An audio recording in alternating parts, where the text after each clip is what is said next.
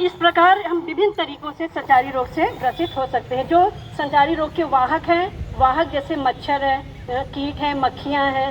जैसे मलेरिया किससे होता है? मलेरिया का वाहक क्या है? मादा एनोफिलीज मच्छर है। डेंगू चिकनगुनिया का एडीज मच्छर है। मस्तिष्क ज्वर का क्यूलेक्स मच्छर है। जो वाहक है हमारे शरीर में प्रवेश कराते हैं, जिससे हम संक्रमित हो जाते हैं। तो ये जो कुछ संचारी रोग है जिनको हम अपने आसपास सुनते भी हैं कि इस व्यक्ति में ये रोग हो गया, जैसे मलेरिया बार बार बता रहे हैं, ये प्रोटोजोआ द्वारा होता है। विषाणु जनित रोग है, जैसे सामान्य विषाणु जनित रोग क्या है? सर्दी खांसी है। सर्दी खांसी से हम संक्रमित हो जाते हैं। और बच्चों में खसरा रोग, खसरा भी विषाणु जनित रोग है और ये रूबेला वायरस से होता है। और यदि एक संक्रमित व्यक्ति इस रोग से छींक दे या खांस दे तो रूबेला वायरस जो होता है ये 2 घंटे तक वायुमंडल में रह सकता है।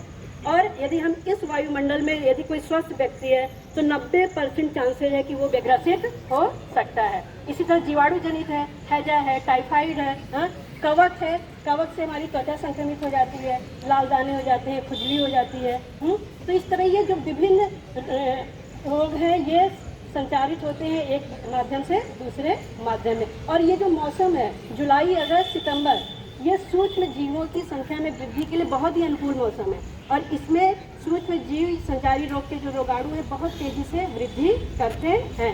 तो हमें आवश्यक है कि हम कुछ उपायों को अपना लें, रोकथाम कर लें, जिससे हम इन संक्रमण से बच सकें। तो सबसे पहले क्या जरूरी है? व्यक्तिगत स्वच्छता। और व्यक्तिगत स्वच्छता में भी सबसे पहले क्या आता है? हाथों की स्वच्छता।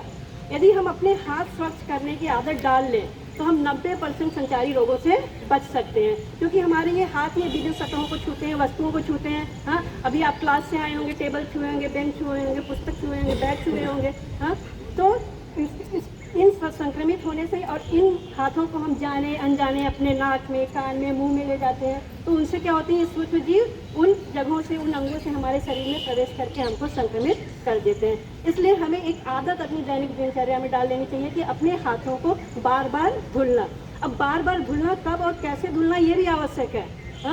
बार बार धुलने का मतलब खाना खाने से पहले, खाना खाने के बाद, या टॉयलेट से आ रहे हैं उस समय हाथों की स्वच्छता बहुत ही अच्छे से करनी चाहिए।